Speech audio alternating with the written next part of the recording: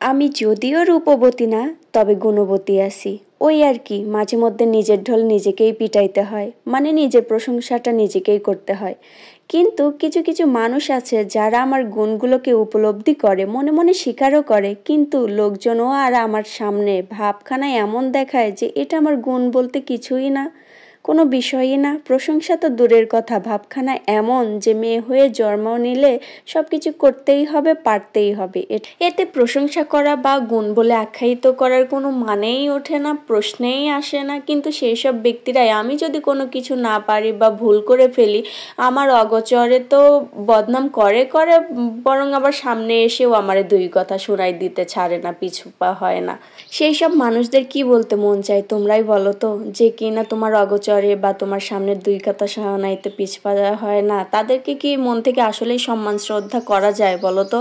আসলে করা যায় না।